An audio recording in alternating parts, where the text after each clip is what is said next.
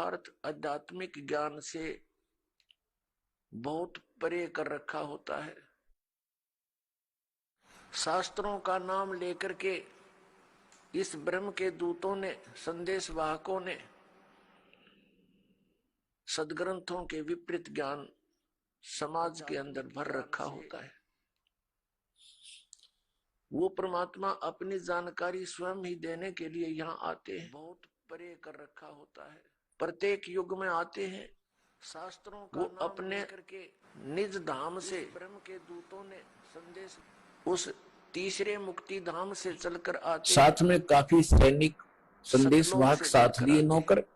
तो ऐसे ऐसे हम एक अश्वमेध यज्ञ कर रहे हैं और आप जी सादर आम ये लीला वो परम अक्षर ब्रह्म करते हैं और यहाँ आकर के अपनी अच्छी आत्माओं को मिलते हैं।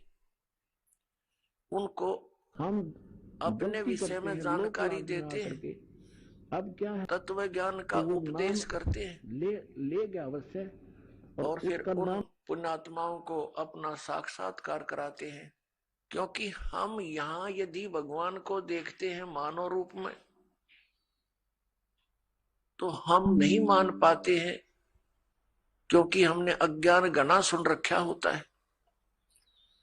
उस परमात्मा ने क्या तरीका अपनाया अपनी जानकारी देने के लिए, वो यहाँ पर आते हैं। दृढ़ भक्त अच्छी आत्माओं को जो समर्पित है मालिक के ऊपर, उनसे मिलते हैं। उनको फिर सतलोक दिखाते हैं, अपना सचखंड दिखाते हैं। और वहां जाकर जब ये जीव आत्मा देखता है कि सचमुच यही तो भगवान है जो यहां से हमें ऊपर लेकर गया, और वहां भी भगवान मनुष्य सदृश नर आकार में है, उसके बाद उन पुण्यात्माओं को दृढ़ विश्वास हो जाता। आंखों देख भगवान को। वैसे तो साक्षात्कार भगवान का यहां भी हुआ, क्योंकि वही परमात्मा यहां भी बात कर रहे थे, मनुष्य सदृश थे एज इट इज, और वो एज इट इज ऊपर गए उन आत्मा को लेकर के साथ में, तो वहां भी वही थे, ऐसे ही तो भगवान है जो यहाँ से। तो वहां देखने के बाद फिर उनको विश्वास होता है कि भगवान मनुष्य सदृश यही है, भगवान आकार में है जो हमें उसके बाद लोक पर भी मिले थे। तो इसको साक्षात्कार कहते हैं। साक्षात्कार तो वो भी था जो स्वयं आकर परमात्मा मिले, बातें की, समझाने की चेष्टा की, लेकिन उससे हमें विश्वास नहीं हुआ। इसलिए ऊपर देखा जो भगवान को, उसी परमात्मा को, अनंत कोट ब्रह्मांड के कंट्रोलर के सिंहासन पर, तो उन पुण्यात्माओं को विश्वास हुआ कि ये है वो भगवान।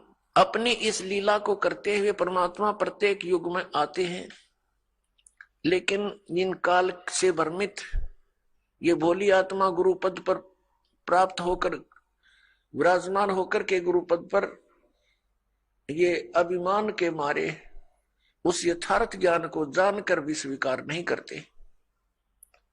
क्योंकि परमात्मा ने बताया, काल ने ऐसा जकड़ दिया प्राणी को, इसके अंदर इतना अभिमान भर दिया कि राज तजना सहज है और सहज त्रिया का ने मान बढ़ाई ईर्षा दुर्लभ तजना ये। अरे इनके तजे बिना भगवान नहीं मिल सकता। वे परमात्मा चारों युगों में आते हैं, अच्छी आत्माओं को मिलते हैं, उनको अपने से परिचित कराते हैं, फिर वो पुण्यात्मा परमात्मा की महिमा आगे जनसाधारण को सुनाते हैं। कुछ विश्वास करते हैं, कुछ नहीं करते हैं। जो विश्वास करते हैं उनका मोक्ष हो जाता है, जो विश्वास नहीं करते हैं वो काल के जाल में फंसे रह जाते हैं। इसी लीलावश परमात्मा सतयुग में आए, सत सुकृत नाम धराया, त्रेता में आए ऋषि मुनिंदर कहाया, और द्वापर के अंदर करुणा में नाम से प्रसिद्ध हुए प्रभु, और कलयुग नाम कबीर कहाया। काशी के अंदर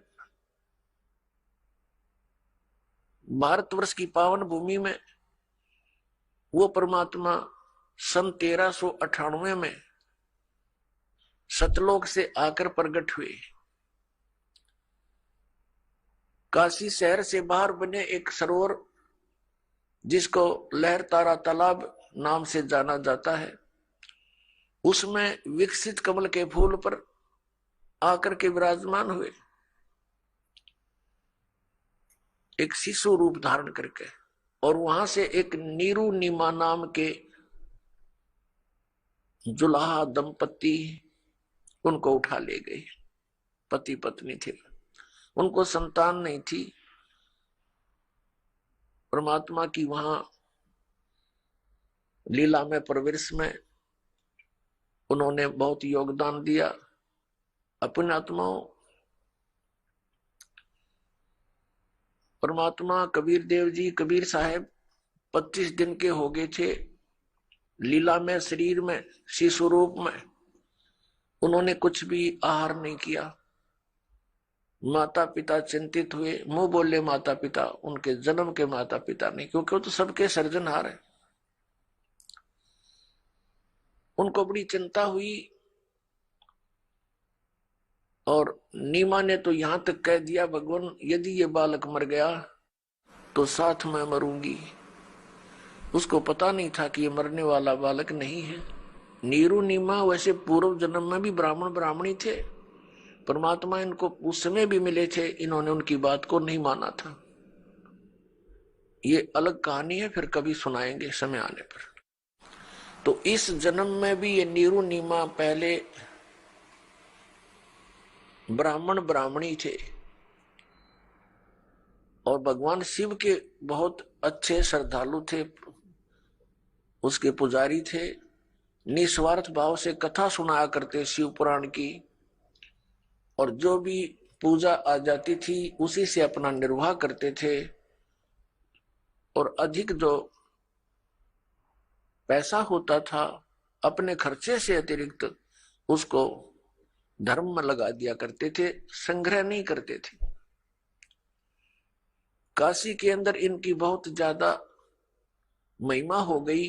अन्य जो पेट भर ब्राह्मण थे उनको ईर्षा हो गई कि सभी लोग उनकी प्रशंसा करते हैं, उनके पास बहुत जाते हैं कथा सुनने के लिए, वो उनसे ईर्षा किया करते थे। इस बात का ज्ञान मुसलमानों को हो गया, काजी और मुल्लाओं को।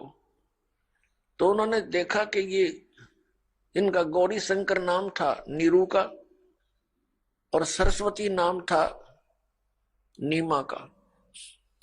मुसलमानों ने देखा कि ये बहुत ज्यादा हिंदू धर्म का प्रचार कर रहा है, लोगों में इसकी बहुत आस्था है, बहुत ज्यादा प्रचार करता है। और उन्होंने ये भी देखा कि हिंदू धर्म के गुरु लोग इसके विपरीत हैं, उनकी तरफ से भी उनको संकेत मिल गया था कि इसका कर दो काम। इस आधार से उन्होंने गौरी शंकर और सरस्वती को मुसलमान बना दिया, उनके घर में अपना जल छिड़क दिया, उनके मुंह में अपना झूठा जल डाल दिया, जबरदस्ती बलपूर्वक मुसलमान बना दिया। हिंदू धर्म के गुरुवर जो वहां के वो पेट भर ब्राह्मण थे, वो पहले ही सतर्क थे इस बात से कि वो करेंगे इस काम को। उन्होंने मुनादी करवा दी कि गौरी शंकर मुसलमान बन गया है, उसने धर्म परिवर्तन कर लिया है, उसका गंगा में स्नान करना बंद, उसका सब भाईचारा खत्म, उसके पास कोई ना जाइयो हिंदू धर्म, हिंदू धर्म के व्यक्ति उसे संपर्क मत रखना। इनके आदेश का पालन सभी जनता करती थी। अब उन्होंने, मुसलमानों ने उनका नाम बदल दिया, गौरी शंकर का नाम रख दिया नूर अली, और सरस्वती का नाम रख दिया नियामत। फिर सोरठकट में उनको नीरू और नीमा कहने लगे। अब वो मुसलमान भले ही बन गए थे, लेकिन भगवान शिव की आस्था उनके हृदय से हटी नहीं थी। जब परमात्मा 25 दिन के हो गए, कुछ आहार किया नहीं, तो अंडरस्टूड होता है कि बच्चा 2 दिन ना खाओ तो आंख निकल जा। भले ही परमात्मा स्वस्थ है, लेकिन नीमा को चिंता करनी होगी और रो रो कर अपने भगवान शिव को याद करती है कि हे भगवान, या तो ये पुत्र देना नहीं था, और दे दिया तो भगवान लेना नहीं चाहिए। यदि ये मर गया तो आपकी बेटी साथ मरेगी। हृदय से बोल रही थी तब परमात्मा कबीर देव ने जो शिशु रूप में विराजमान थे प्रेरणा करी भगवान शिव के अंदर। भगवान शिव आए शिवलोक से, अपने धाम से चलकर आए एक साधु रूप बना के, और कहा माई क्यों रो रही है। माई ने कहा भगवान हे महात्मा जी, मेरे दुख से आप भी दूर रहो, मैं बहुत अभागन हूं, आपको भी ठेस लगेगी मेरी दुख भरी कहानी सुनकर। भगवान शिव ने संत रूप में कहा बेटी, कहते हैं अपने दुख को किसी के सामने बोल दे तो हल्का हो जाता है और हो सकता है कोई समाधान भी निकल आवे। बताइए आपका क्या दुख है। नीमा ने अपनी सारी कहानी बताई कि मेरे कोई संतान नहीं थी। एक दिन अपने भगवान शिव से मैंने अर्ज करी थी, उसी दिन मेरी सुन ली थी। कमल के फूल पर लहरतारा नामक तालाब पर एक शिशु प्राप्त हुआ। अब ये बच्चा कुछ खा नहीं रहा है और ये कुछ पी नहीं रहा है। अब ये मृत्यु के कगार पर है। ये लड़का मर गया तो साथ में मरूंगी महात्मा जी, अब जिया नहीं जा सकता। तब भगवान शिव ने कहा कि दिखा तेरा पुत्र कहाँ है। नीमा ने सोचा साधु संत बड़ी प्रबल शक्ति वाले होते हैं, कुछ तो ये कर ही सकते हैं। लड़के को लाई उठाकर और भगवान शिव जो साधु रूप में खड़े थे उनके चरणों में डालना चाहा। परमात्मा वहां से आकाश में उड़ गए। 25 दिन के शिशु रूपधारी भगवान कबीर साहेब परम अक्षर ब्रह्म और भगवान शिव के मुंह के पैरेलल, सिर के पैरेलल आकाश में स्थिर हो गए। तब भगवान शिव ने ऐसे हाथ किया, उनकी बाहों में आ गए। तो ये सब लीला वो नीमा ये सोच रही थी कि इस महात्मा में ये करामात है कि मेरे बच्चे को आकाश में उड़ा दिया। अब जो समर्थ होते हैं उनको अपनी महिमा की चिंता ना होती, महिमा कराने की आवश्यकता नहीं होती। बड़े बड़ाई कर्या नहीं करते। तो फिर क्या हुआ, भगवान परमात्मा ने शिव जी से कहा कि शिव इनसे कहो एक कुंवारी गाय लावें और उसके ऊपर आप अपना आशीर्वाद देना, वो दूध दिया करेगी। अरे कुमार के घर से एक छोटा सा मटका मंगा लो, घड़ा। ऐसा ही किया गया। नीरू जो नीमा का पति था वो एक कुंवारी गाय ले आया और भगवान शिव ने उसके कमर पर आशीर्वाद भरा हाथ रख दिया। लंबे लंबे सतन हो गए और नीचे वो पात्र रख दिया साफ करके। नीरू ने पकड़ लिया जो हाथ में, सतन के नीचे अपने आप दूध चल पड़ा। पात्र भरने के बाद अपने आप सतनों से दूध रुक गया। अब उस दूध को परमात्मा ने पिया। पुणात्माओं, आज हम भगवान को पहचान सकते हैं और ये जो लीलाएं परमात्मा ने की ये प्रत्येक युग में की है, केवल कलयुग में नहीं। और ये भी ना सोचना कि दास ने आज ही आपको बताई है। और ये ही प्रमाण वेदों में लिखा है कि वेद जो है ये भगवान का विधान है, परमात्मा की महिमा का गुणगान है। और जो परमात्मा जैसी लीला करता है वो वेदों में वर्णित है। आज से 600 वर्ष पहले ये लीला परमात्मा ने कलयुग में की। सतयुग त्रेता द्वापर में भी ऐसे ही की थी। वो हमारे उस परमात्मा के इतिहास में नहीं मिल रही, लेकिन अब ये इतिहास हमारे सामने है परमात्मा की लीलाओं का। तो उसमें स्पष्ट लिखा है कि ऐसे ही कबीर सागर के अंदर जो परमात्मा की महिमा का गुणगान है उसमें लिखा है 600 वर्ष पहले यही जो लीला की थी वो एज इट इज लिपिबद्ध की गई। और फिर हमारे वेदों में वही मिला कि भगवान ऐसा करता है, ऐसी लीला करता है। तो अब भगवान पहचानने में हमें बहुत सुविधा हो जाएगी और हम भगवान को पहचान लेंगे।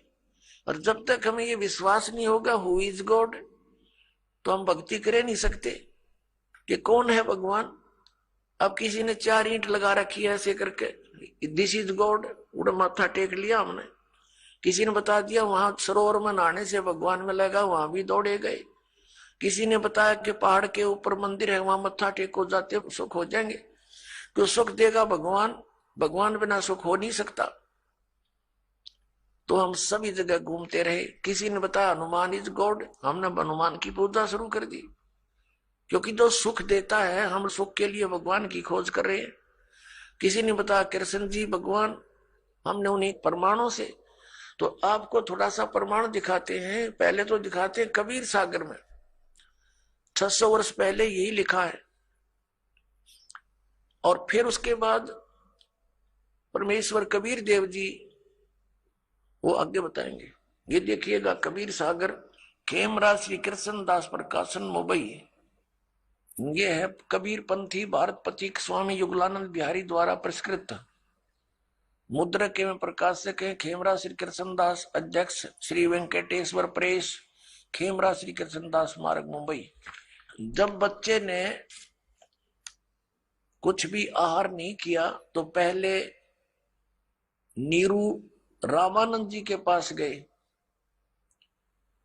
और रामानंद जी से पूछा दूर खड़े होकर, क्योंकि वो निकट नहीं आने देते थे दूसरों को। दूर से प्रार्थना की कि मुझे एक बच्चा मिला कमल के फूल पर और वो कुछ खा नहीं रहा है, तो उसके बारे में कुछ जंतर मंत्र बताओ। तो उन्होंने भी यही सलाह दी कि आपका पुत्र कोई अच्छी आत्मा है और उसके लिए कोई और व्यवस्था करो। उसके लिए उसने भी विधि बताई, ये कबीर सागर में लिखा है। और फिर वास्तविकता आपको बताते हैं कि आदरणीय गरीबदास साहिब जी को परमात्मा मिले थे गांव छुड़ाने जिला झज्जर वाले को, और उनको सचखंड लेकर गए थे। उनको फिर वापस छोड़ा था, उनके अंदर अपना वो यथार्थ ज्ञान फीड कर दिया था। जो सच्चाई उन्होंने देखी वो फिर बताई थी। तो आदरणीय गरीबदास साहिब जी ने फिर वो और डिटेल से बताया कि वो कौन था जिसने गाय से दूध निकाला। वो कहते शिव आए शिवलोक से, शिवलोक से आए थे शिव जी, और उन्होंने फिर वो सब व्यवस्था की थी। अब देखिएगा ये वो कबीर सागर आपको दिखाते हैं। अब जब बच्चा मिल गया, सुन जुल्ला मन बया आनंदा, जिमी चकोर पायो निश्चंदा। कितना खुशी होगा जैसे चकोर पक्षी को चांद दिखाई दे जा। ले सुत चले हर्ष मन कीन्या, तासो पुन अस बोल ही दीन्या। सुत काशी को ले चले लोग देखण तय आव, अन्न पानी बखे नहीं जुल्ला शोक जनाव। फिर खाना पीना कुछ किया नहीं। तब जुल्ला मन कीन दीवाना, विचार किया रामानंद सो कहीं उत्पाना। रामानंद जी से जाकर कहा उसकी प्राप्ति का जिक्र। मैं सुत पायो बड़ा गुणवंता, और कारण कौन बखे नहीं संता। क्या कारण है, वो कुछ खा पी नहीं रहा है संत जी। नीरू कह रहा है जुलाहा। रामानंद ध्यान तब धारा, जुल्हा सो तब वचन उचारा। पूर्व जन्म ते ब्राह्मण जाति, हरि सेवा की नी भली भांति।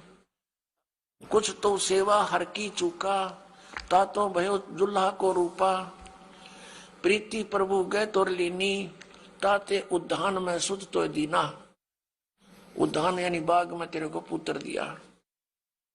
अब नूरी, नूरी नहीं ये नीरू है, गलती से लिखा। ए प्रभु जस की नो तस पायो, आरत हो तो दर्शन आयो। सो कहिए उपाय गुसाई, बालक अक्षुदावंत कुछ खाई। भूखा बालक कुछ खावे, ऐसा कोई उपाय बताओ। रामानंद अस युक्ति विचारा, तुम सुत कोई ज्ञानी अवतारा। बचिया जाही बैल नहीं लागा, सोले ठाड करते आगा। इसमें बताया है कि बचिया जाही बैल नहीं लागा, जिस बचिया को बैल ने टच ना किया हो, अर्थात कुंवारी। बचिया जाही बैल नहीं लागा, सोले ठाड करो ते आगा। उसके सामने लाओ। दूध चले ते थन ते, दूध दही धरो छपाई। अक्षुदावंत जब होवे, ताके देहो खवाई। जुल्ला एक बछिया ले आवा, और चलो दूत कोई मरम न पावा। चलो दूत जुल्हा हरसाना, राख छिपाई कहो नहीं जाना। अब यहाँ पर ये वास्तव में दूत है। वो कौन था दूत? दूत का अर्थ होता है जो संदेश वाहक। अब इसमें कबीर सागर के अंदर जो सच्चाई है वो तो ज्यों की त्यों लिखी है पुण्यात्माओं। तो हमने सिर्फ इतना निष्कर्ष लेना है इससे कि परमात्मा 600 वर्ष पहले आए थे, वो लीला वही की थी जो वो किया करते हैं। और कंवारी गाय के दूध से उनके परवरिश की लीला हुई थी।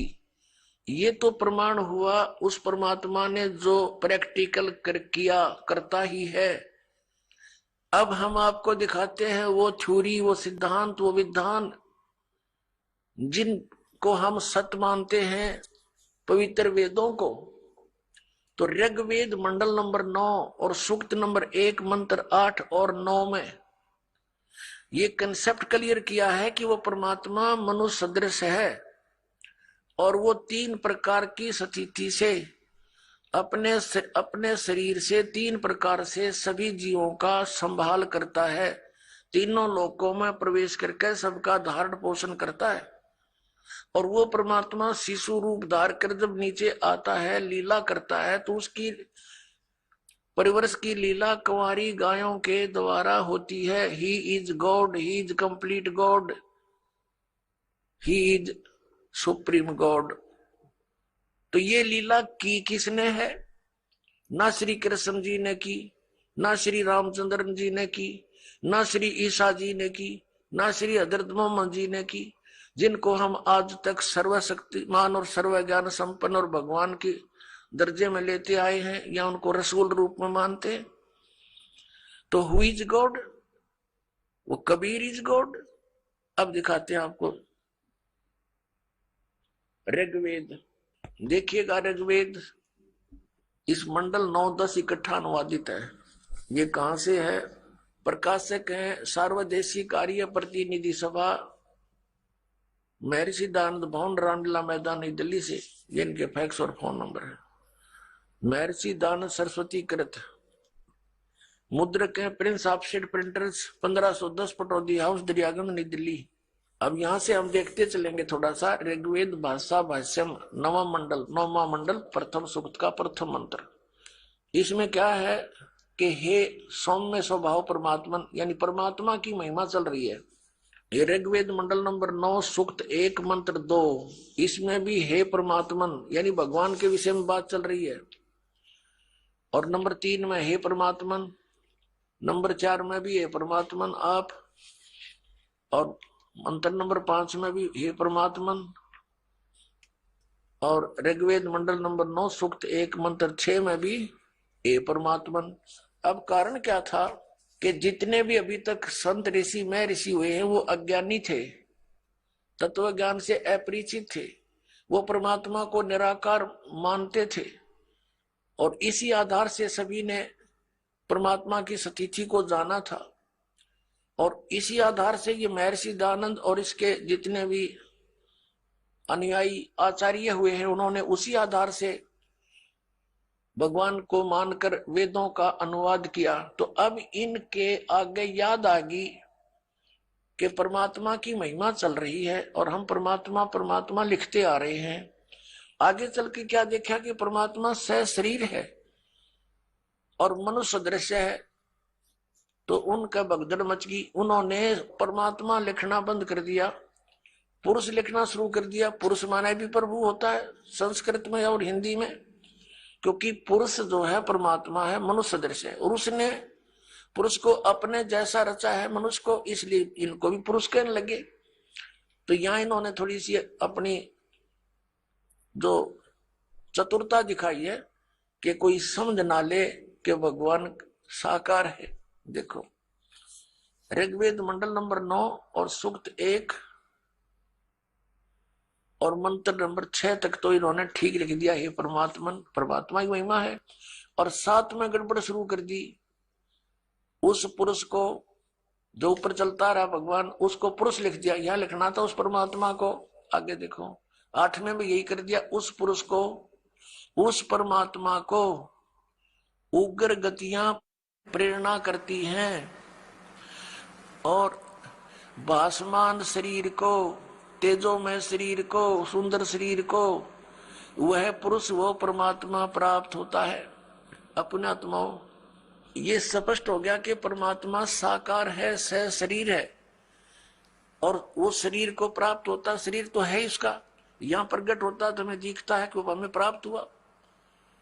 वो अव्यक्त है, अव्यक्त मीन निराकार नहीं होता। अब पुरुष माने क्या होता है, ये देखिए इस महर्षि के ही अनुवाद में दिखाते हैं आपको, विद्यानंद के अनुवाद में। ये है यजुर्वेद है, ये प्रकाशक वही सार्वदेशी कार्य प्रतिनिधि सभा 2/5 महर्षि दयानंद भवन रामलीला मैदान नई दिल्ली। ये दयानंद सरस्वती द्वारा कृत है, ये अनुवाद किया है इसका, और ये मुद्रक वही है। अब यजुर्वेद के अंतिम अध्याय का अंतिम मंत्र में इसने स्वयं लिखा पुरुष माने परमात्मा। ये देखो, ये यजुर्वेद है वही, भाषा भाष्यम 4400 अध्याय 40वां अध्याय मंत्र नंबर 17। इसके अंदर ये पुरुष शब्द है, पुरुष, इसका अर्थ इन पुरुष माने पूर्ण परमात्मा।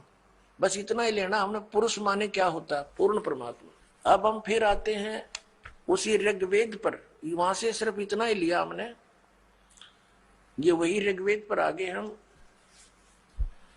अब इसके मंडल नंबर 9 सूक्त 1 के और मंत्र नंबर हम 8 पर आते हैं। उस पुरुष को यानी उस परमात्मा को, पूर्ण परमात्मा को उग्र गतियां प्रेरणा करती हैं, और भासमान शरीर को वह पुरुष प्राप्त होता है। वह परमात्मा भासमान शरीर को यानी सुंदर शरीर को प्राप्त होता है, जिसमें 3 प्रकार से दूसरों का वारण माने धारण पोषण करने वाला मधु में शरीर मिलता है, जिसमें 3 प्रकार से दूसरों का वारण माने कल्याण करने वाला मधु में शरीर मिलता। 3 प्रकार के शरीर के द्वारा परमेश्वर पूर्ण ब्रह्म सत्य पुरुष कबीर साहब अपनी आत्माओं को कंट्रोल करता है, संभालता है, धारण पोषण करता है, कल्याण करता है। एक शरीर से एक रूप में परमात्मा वहां स्थिर रहते हैं सतलोक में, और सिंहासन में बहुत बड़े गुम्बद के अंदर विराजमान है।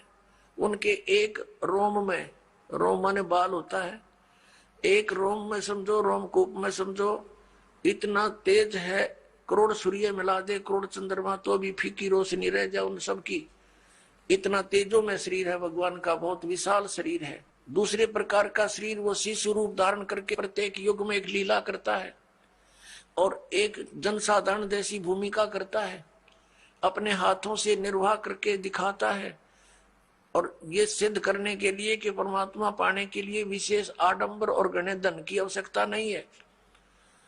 गरीब से गरीब व्यक्ति भी सत भक्ति करके मोक्ष प्राप्ति कर सकता है, और उस दौरान परमात्मा अपनी तत्वदर्शी संत की भूमिका भी करते हैं।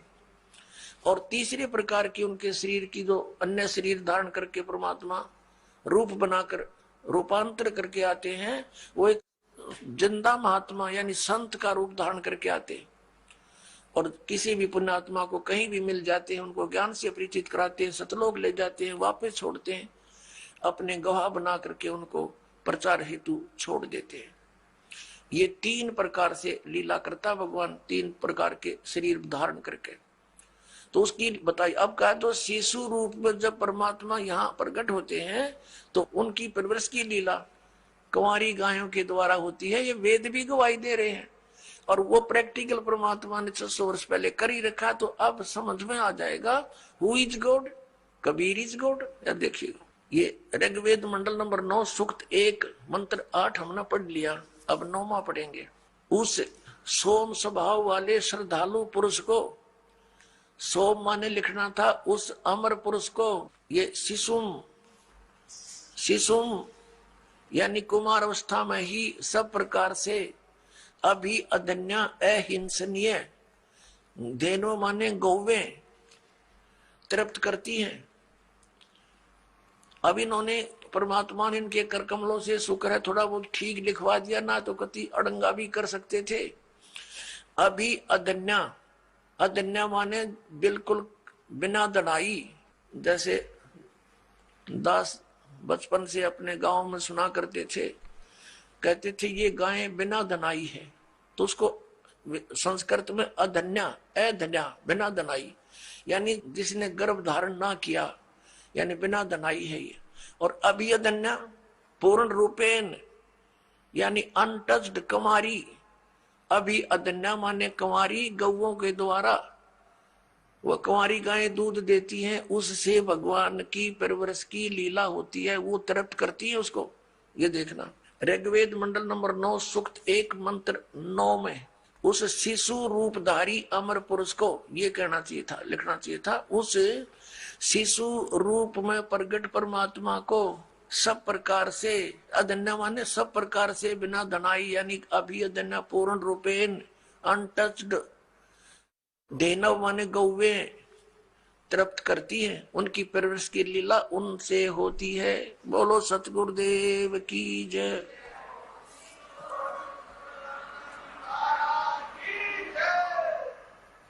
अपनात्मा इस प्रकार परमात्मा की लीला को और परमाणु को देखकर हम बहुत आसानी से समझ सकते हैं कि कौन है वो सुप्रीम गॉड, वो सर्वशक्तिमान परमात्मा कौन है, वो उत्तम पुरुष है तो अन्य है, वो कौन है। तो वो कबीर देव है, वो कबीर साहब है जो बनारस में काशी में धानक रूप, जुलाहे रूप में लीला की और अपने तत्व ज्ञान का प्रचार किया, अच्छी आत्माओं से मिले, उनको भी परमात्मा से परिचित करवाया। किन किन को मिले, अब वेद में थोड़ा सा और हिंट देते हैं आपको कि वो परमात्मा अन्य रूप में भी, जैसे साधु रूप बनाया और कहीं भी प्रकट हो गए, किसी पुण्यात्मा को मिले, उनको सत्य से परिचित कराया, और फिर उस महापुरुष ने फिर परमात्मा के गुण उस परमात्मा द्वारा दिए गए ज्ञान के अनुसार सब जगह गाए। ऋग्वेद में थोड़ा सा हिंट और देते हैं आपको, यही ऋग्वेद, इसमें 3-4 श्लोक और दिखाते मंत्र आपको, फिर आज का सत्संग प्रारंभ होगा। ये भूमिका बनाई जा रही है, देखिएगा। ऋग्वेद वही मंडल नंबर 9-10, प्रकाशक है सर्वदेशिक आर्य प्रतिनिधि सभा, महर्षि दान भवन, रामलीला मैदान, नई दिल्ली, और महर्षि दान सरस्वती कृत, मुद्रक है Prince offset printers 1510 Pataudi house Daryaganj नई दिल्ली। अब इसके अंदर आपको दिखाते हैं ऋग्वेद मंडल नंबर 9 सूक्त 86 का मंत्र 26 और 27। ऋग्वेद मंडल नंबर 9 सूक्त 86 86 और मंत्र 26। इसमें क्या लिखा कि यज्ञ करने वाले यजमानों के लिए परमात्मा सब रास्तों को सुगम करता हुआ उनके विघ्नों को मर्दन करता है, उनके संकटों का नाश करता है, और उनको पवित्र करता हुआ अपने रूप को सरल करता हुआ, क्योंकि सतलोक में परमात्मा का रूप बहुत तेजों में है।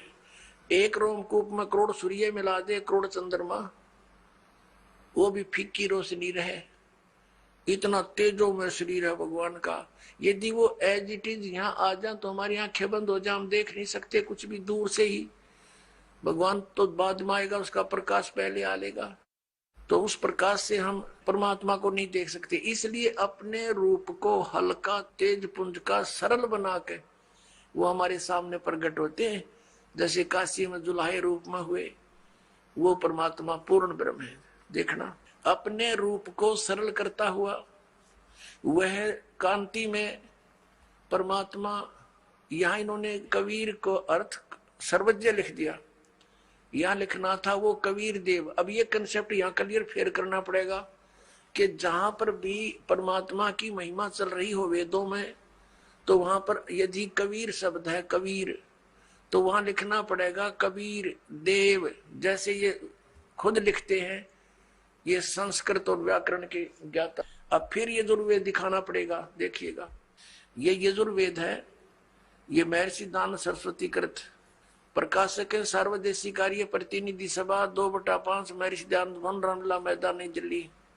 और ये महर्षि दानंद सरस्वती द्वारा इसका अनुवाद किया गया है और मुद्रक Prince offset printers 1510 Pataudi house Daryaganj नई दिल्ली से ये छपा है। यजुर्वेद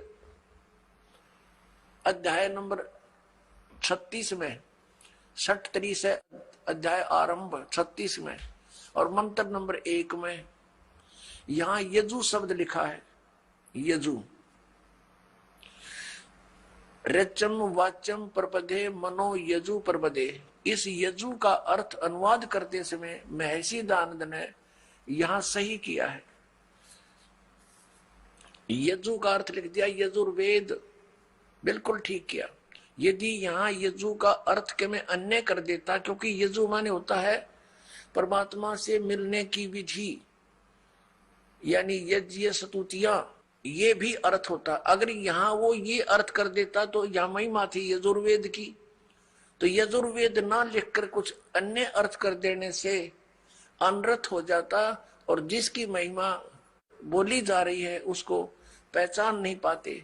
इसी प्रकार जहां पर भी कबीर लिखा हो, कबीर जिसके अपसर्ग लगा दी जाती है, तो वहां लिखना चाहिए कबीर देव। और कबीर देव लिखने से फिर बात सुलझ गई। हम उसको कबीर देव कहने लगे, कबीर हम वह को वह बोलते हैं, तो कबीर देव माने परमात्मा, कबीर साहब। तो ये कवि जहां लिखा है इन्होंने, कवि कोई सर्वज्ञ नहीं होता, ये भी भूल लगी है इनको। कवि का अर्थ सर्वज्ञ नहीं हो सकता। कवि का अर्थ काव्यकार तो हो सकता है अगर वो भी प्रकरणवश कोई प्रकरण चल रहा हो या महिमा भगवान की चल रही है। अड़ाओ ये कवि का अर्थ कर दिया सर्वज्ञ। सर्वज्ञ ये सिद्ध तो कर रहे हैं हम भगवान के विषय में बोल रहे हैं, लेकिन उसका नाम लिखना था। हु इज दैट गॉड, वो कौन है वो परमात्मा जो ऐसी लीला करता, वो कबीर देव है, वो कबीर साहब है। फिर आइए अब हम फिर ऋग्वेद पर आ गए हैं, जो अभी आपको दिखाया था। ये इन्हीं के द्वारा प्रकाशित है और ये वही। अब ऋग्वेद हम पर उसी पर आगे ऋग्वेद मंडल नंबर 9 सूक्त 86 के मंत्र 26 पर यज्ञ करने वाले यजमानों के लिए, यानी भक्ति करने वाले भक्तों के लिए, यजमान कहो से भगत कहो, परमात्मा सब रास्तों को सुगम करता हुआ उनके विघ्नों को मर्दन करता है, उनके संकटों का नाश करता है, उनको पवित्र करता हुआ और अपने रूप को सरल करता हुआ वह कांति में परमात्मा। यहां कबीर देव लिखना था। ये देखो, ये कबीर अतो, हम इसको कबीर बोलने लगे, वह को वह, ये कबीर है, हम कबीर बोलते हैं। अब देखिएगा, इसका इन्होंने यहां संधि छेद करके ये ऐसे लिख लिया, ये अपसर्ग लगा दिए दो, जैसे यजु में लगाए थे तो यजुर्वेद लिख दिया, वो ठीक किया। तो यहाँ कबीर देव लिख देते, कबीर देव, इनकी संस्कृत व्याकरण भी बनी रहती, कबीर देव लिख देते। और हम कबीर साहब बोलते हैं उसको, वह को वह बोलते हैं, कबीर साहब, कबीर देव, कबीर परमेश्वर। तो यहाँ ये महिमा किसकी है? कबीर देव। क्या लिखा है कि वह कांति में परमात्मा कबीर देव, या लिखना था कबीर देव, कबीर साहब, विद्युत के समान क्रीड़ा करता हुआ, यानी विद्युत जैसी, बिजली जैसी गति से चलता हुआ वर्णीय पुरुष को प्राप्त होता है। अच्छी आत्मा, वर्णीय माने अच्छी आत्मा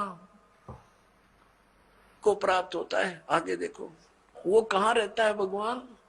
27वें मंत्र में, ऋग्वेद मंडल नंबर 9 सूक्त 86 मंत्र 27 में, जो परमात्मा ध्युलोक के तीसरे पृष्ठ पर विराजमान है।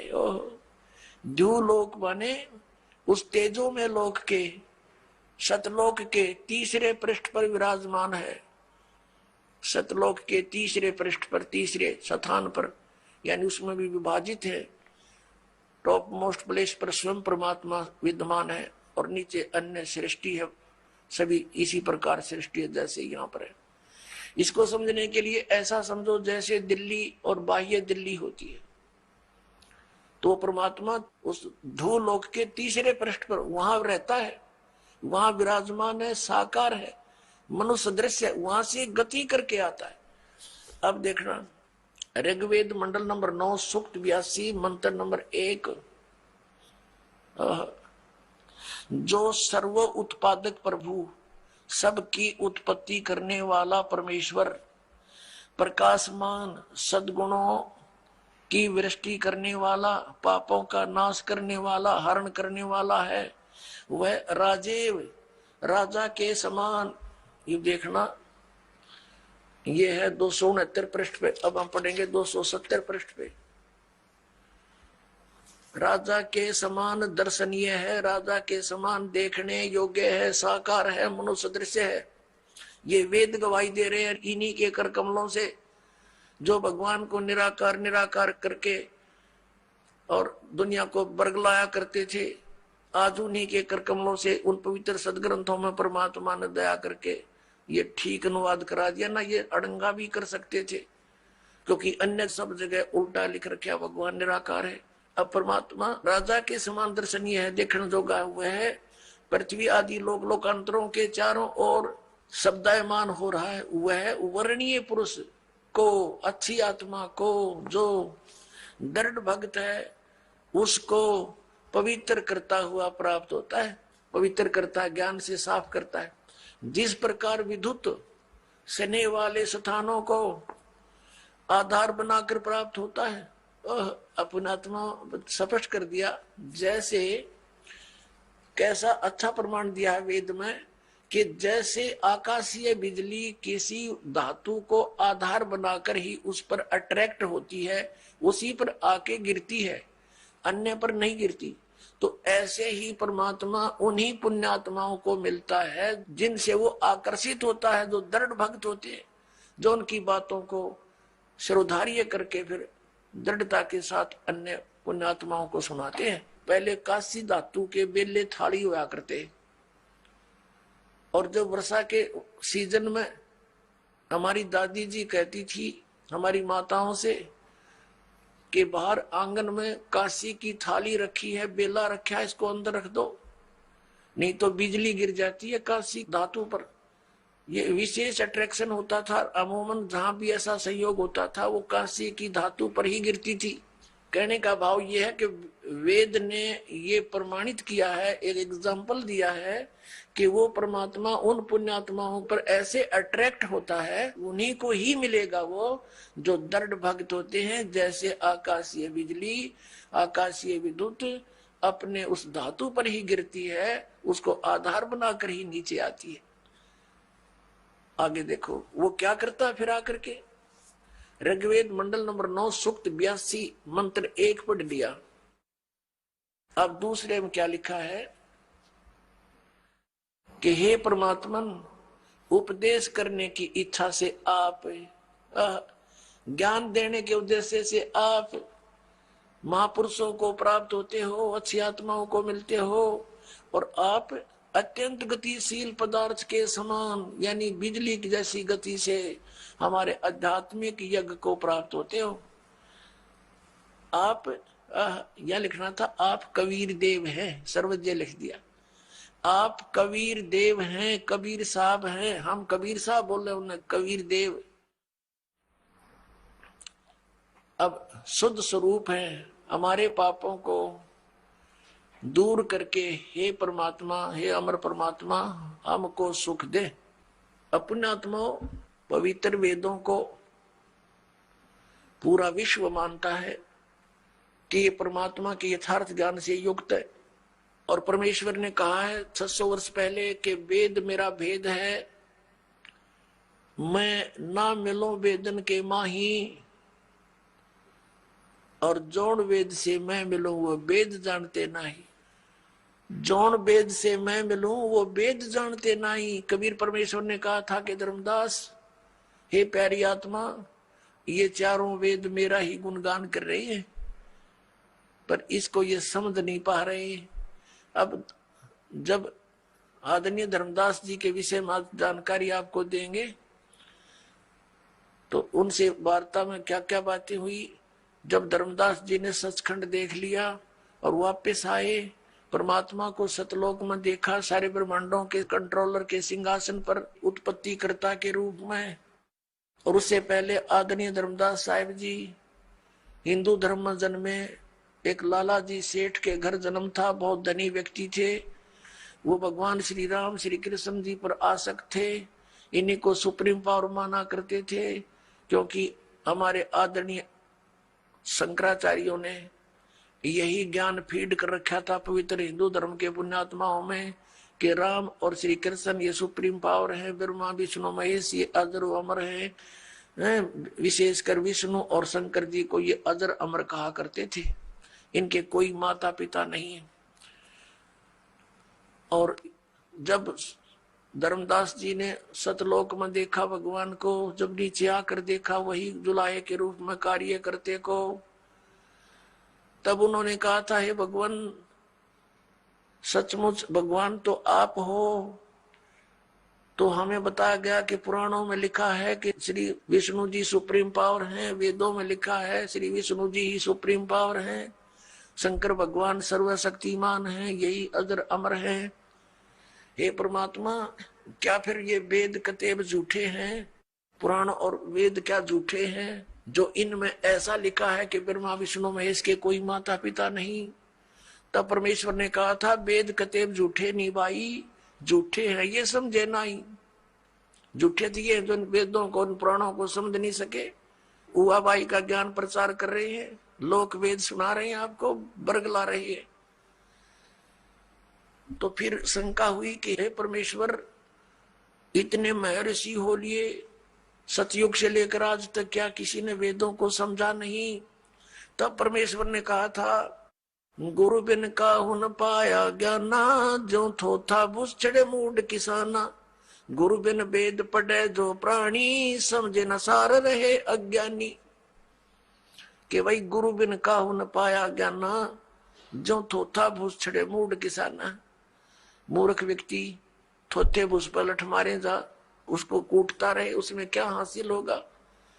तो इसी प्रकार ये थोथा बुस कूट रहे थे सभी ऋषि महर्षि। जैसे कल आपको दिखाया था सत्संग में, रूबरू करा था उन पुराणों के, जिसमें ब्रह्मा विष्णु महेश नासवान है, वो स्वयं स्वीकार करते हैं हमारी जन्म मृत्यु होती है।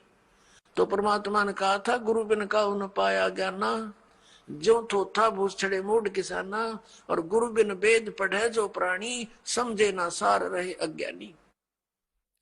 तो ये सभी अज्ञानी रहे अभी तक। परमात्मा आए थे गुरु रूप में, वो गुरु थे, वो सतगुरु थे। अब नकली गुरु घने हो गए, इसलिए सतगुरु कहना पड़ा। अब नकली सतगुरु भी नरे हो गए, तब सतगुरु की पहचान कराने के लिए प्रमाण दिखाने पड़ रहे हैं दास को कि हु इज सतगुरु। ये नकली सतगुरु, इन कख का पता नहीं, नाम धर रहे सतगुरु जगत गुरु। तो पुण्यात्माओं, अब आप स्वयं शिक्षित हो गए और स्वयं हम निर्णय करेंगे परमात्मा कौन है, कैसा है। हम किसी की लोकवेद पर आधारित अब नहीं रहेंगे, बतेरे दिन रह लिए। अब ये सारी भूमिका जो दास ने बनाई है, वेदों ने प्रमाणित कर दिया। वो परमात्मा अच्छी आत्माओं को आकर मिलता है, उनको ज्ञान देता है, यथार्थ ज्ञान देता है। तो इससे सिद्ध हो गया कि पहले उनके पास ज्ञान नहीं था, इसलिए तो यथार्थ ज्ञान देने भगवान आए स्वयं। ना तो वेद कितने पढ़ने वाले बहुत ज्यादा थे, तो सदग्रंथों को वो समझे नहीं, उनको समझाने के लिए ही परमात्मा आते हैं। तो परमेश्वर ने कहा था, गोता मारू स्वर्ग में, जा बैठू पाताले, कह कबीर ढूंढता फिरूं अपने हीरे मोती लाले। परमेश्वर ने कहा था कि गोता मारू स्वर्ग में और नीचे जा बैठू पाताल, अपने हीरे मोती अच्छे अच्छे लालों को ढूंढता फिर रहा हूं। और फिर क्या बताया है कि जो जन मेरी शरण है, ताका हूं मैं दास, गेल गेल ला गया फिरूं जब तक धरती आकाश। परमात्मा कहते हैं, जो एक बार मेरी शरण में किसी भी समय किसी युग में आगी वो आत्मा, फिर उसके साथ ऐसे पीछे पीछे फिरूंगा जब लग धरती आकाश रहेगा। या तो वो पार हो जाएगा, नहीं फिर भी उसको कभी ना कभी शरण में लेकर के दोबारा उसको ज्ञान दूंगा, शरण में लूंगा, ज्ञान बताऊंगा। तो क्या बताया है, ज्यों बच्छा गऊ की नजर में, यो साईं को संत, भक्तों के पीछे फिरे वो भक्त वत्सल भगवंत। जैसे गाय को अपना बच्चा होता है, चारा भी चर रही होती है और नजर अपने बच्चे पर रहती है। कोई कुत्ता वगैरह या दूसरा कोई पशु उसके निकट आता है तो चारा चरते चरती भी एक दृष्टि रखती है और फूं करती है, उसको भगाती है कि मेरे बच्चे से दूर हो जा। तो कहते हैं जो बच्छा गऊ की नजर में, नो साईं को संत, और भक्तों के पीछे फिर वो भगत वत्सल भगवंत। तो पुण्यात्माओं, इस अज्ञान को हटाने के लिए परमेश्वर स्वयं आते हैं कि परमात्मा कौन है, वो कहाँ रहता है और कैसे वो स्थान प्राप्त हो सकता है जहां जाने के बाद साधक फिर लौटकर संसार में नहीं आते। अब आप जी ने देख लिया, वेद क्या गवाही देते हैं कि वो परमात्मा अपने उस तीसरे मुक्ति धाम में वहां रहता है, वहां से चलकर आता है, अच्छी आत्माओं को मिलता है और उनको ज्ञान देता है। उसी आधार से ये गुण है उस परमात्मा के, वो ऐसी लीला करता है। आइए अब हम उन श्रद्धालुओं के अनुभव जानते हैं जो जगत गुरु तत्वदर्शी संत रामपाल जी महाराज जी से दीक्षा प्राप्त कर चुके हैं तथा उनके द्वारा बताए गए भक्ति मार्ग पर चल रहे हैं। नमस्कार सर। नमस्कार सर जी। सर साई। सर क्या नाम है आपका? मेरा नाम बालूराम दास, तहसील राजपुर, जिला बड़वानी, एमपी से। सर संत रामपाल जी महाराज जी से आपने नाम दीक्षा कब ली? 22/9/2013 में ली। सर संत रामपाल जी महाराज जी से नाम दीक्षा लेने से पहले आप क्या भक्ति साधना करते थे? मैं सर भगवान विष्णु और शंकर भगवान की पूजा अर्चना करता था और इसके अलावा हाँ मैं सिरवी समाज से बिलोंग करता हूँ। हमारी आई माता है और जहाँ भी सिरवी समाज के मतलब गांव है वहाँ एक आई माता का मंदिर है, उस देवी की पूजा अर्चना करते थे। और जहाँ भी मतलब जैसे शिवरात्रि हुई, तोरणमाल जाना, ओंकारेश्वर जाना, जगह जगह मतलब जाना और भक्ति करना। और जैसे श्रावण महीने में जैसे औरतें उपवास रहती थी तो भी उसके साथ में मैं भी उपवास रहता था, ओम नमः शिवाय का जाप करता था और खूब भक्ति करता था। वहाँ परिक्रमा देता था जहाँ भी मंदिर हो। वहाँ महाकुंभ में भी जाता था, उज्जैन मतलब सिंहस्थ का मेला था वहाँ भी जाता था। और वहाँ से मतलब कोई को महात्मा को, मैं बहुत दुखी था तो महात्मा से बोलता था कि मेरा कैसा होगा, पहले तो गांजे की पुड़िया लाओ ऐसे बताते थे, तो फिर मैं वो गांजे की पुड़िया भी ला के देता था और उनके पेट भी दबाता था। सर इतनी आप भक्ति साधना कर रहे थे, आप व्रत भी करते थे, भूखे रहते थे और बहुत सारे देवी देवताओं की भक्ति कर रहे थे, ये भक्ति साधना करने से आपको क्या लाभ हुआ सर? ये कुछ नहीं लाभ हुआ, मैं तो दिन पर दिन दुखी होता गया। जैसे मेरी पहले तो 2 महीने बीमार हुई, वो मतलब 2 महीने तक मतलब ऐसे बोली नहीं, मेरे को चम्मच से खाना खिलाना पड़ता, मेरे को भी नहीं पहचानती थी वो। और वो कई करके मतलब जैसे तैसे ठीक हुई तो पिताजी को लकवा मार गया। 2 साल उनको गुजरात, बाला सिन्नौर तांत्रिकों के पास ले गए, कोई आराम नहीं लगा और उनकी डेथ हो गई। और पिताजी की डेथ होने के बाद में माताजी को चमड़ी कैंसर हो गया। हम इतनी देवी देवता की पूजा करते हुए भी इतने दुखी थे कि मतलब कोई सुख का तो कोई पूछो ही मत, कुछ हो नहीं रहा था। और फिर उसके 1.5-2 साल बाद में माताजी को भी इंदौर हॉस्पिटल में और तांत्रिक को पास सब बताया, पर कोई आराम नहीं लगा, उनकी डेथ हो गई इतनी पूजा अर्चना करते हुए भी। और जो बहन थी उसका ऑपरेशन हुआ उसके ससुराल में, तो वो मतलब टाके नहीं जुड़े, उसका पेट जुड़ा ही नहीं है सर जी। उसका जोधपुर में हॉस्पिटल में मतलब ऑपरेशन हुआ और वो मृत्यु को प्राप्त हुई। सर आपने बताया कि आपके माता पिता भक्ति कर रहे थे, आप भक्ति कर रहे थे और ये भक्ति करते करते आपके माता पिता और यहाँ तक कि आपकी बहन भी मृत्यु को प्राप्त हो गई। फिर सर आप संत रामपाल जी महाराज के शरण में कैसे आए सर? ये सर ऐसा है कि मतलब मेरे छोटे भाई ने प्रवचन सुने, टीवी में देख रहा, चैनल बदल के तो पीली पट्टी पर जो नंबर आ रहे थे उस पर मैसेज कर दिया तो ज्ञान गंगा हमारे घर आई। मेरे घर में उस किताब को खोला, पोस्ट द्वारा आई थी और ये ज्ञान गंगा पढ़कर मेरे को उत्तेजना में सदगुरु रामपाल जी गुरु महाराज से नाम दान लूं। मैंने मतलब 22/9/2013 को बरवाला में जिला हिसार सदगुरु रामपाल जी गुरु महाराज से नाम दीक्षा ली और मेरा आध्यात्मिक जन्म हुआ उस रोज से। संत रामपाल जी महाराज जी के शरण में आने के बाद आपको क्या लाभ प्राप्त हुए सर? इनसे तो सर जी मेरा मतलब बहुत लाभ हुआ। जैसे अस्पताल का खर्च बचा मेरा और जो बीमारियां थी मतलब वो अब नहीं है। और आराम से भक्ति करते। और मेरे भगतमती को जो मतलब काश्तकार है, हम मतलब कमर से झुककर काम करते थे, तो उसमें नाक से पानी गिरता था, तो रात में सोते थे तो इतनी छींकें आती थी, 1.5-2 घंटे तक छींक करते थे। तो फिर हमारे साले साहब को पूछा, उनको भी ये शिकायत थी, तो ये उनका नाम किशन लाल जी है। तो उन्होंने बताया कि भाई तुमको तो ऑपरेशन होगा, नाक में मस्से बढ़ जाते हैं। तो मेरा बॉम्बे हॉस्पिटल में, इंदौर में मतलब 4 बार ऑपरेशन हो चुका है। मस्से मतलब ऑपरेशन कराता और मस्से फिर बढ़ जाता, फिर ऑपरेशन करवाना पड़ता था। तो मेरे भगतमती ने बोला कि मैं तो सम्राट की शरण में हूँ, सदगुरु रामपाल जी गुरु महाराज की परमात्मा की शरण में हूँ, मैं तो ऑपरेशन तो क्या एक गोली भी नहीं खाऊं। और सच मानिए सर जी के मतलब उन्होंने एक गोली भी नहीं खाई और आज बिल्कुल भले चंगे हैं।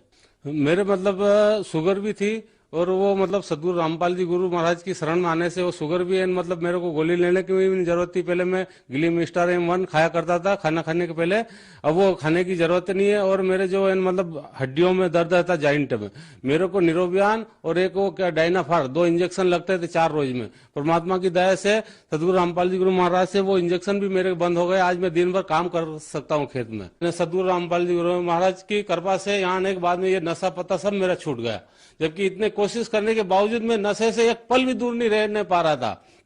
और यहाँ तक कि मैं मतलब बरवाला गया तो रास्ते में ट्रेन में भी बीड़ी पीते पीते गया, और वहाँ मतलब गुरु जी के आश्रम के आगे भी 4 बीड़ी पी, और उसके बाद में जो वहाँ डाला तो आज तक मैंने उसको हाथ भी नहीं लगाया।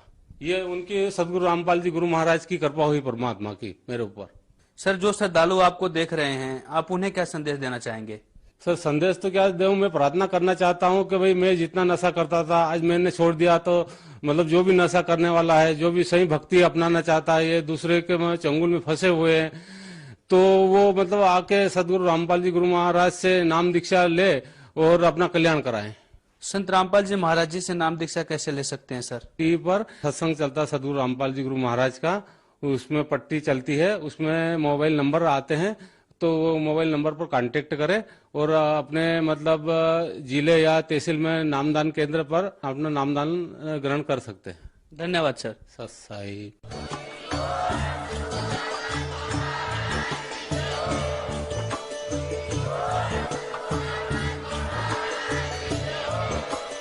आप सुन रहे थे जगत गुरु तत्वदर्शी संत रामपाल जी महाराज जी के मंगल प्रवचन। अधिक जानकारी के लिए विजिट कीजिए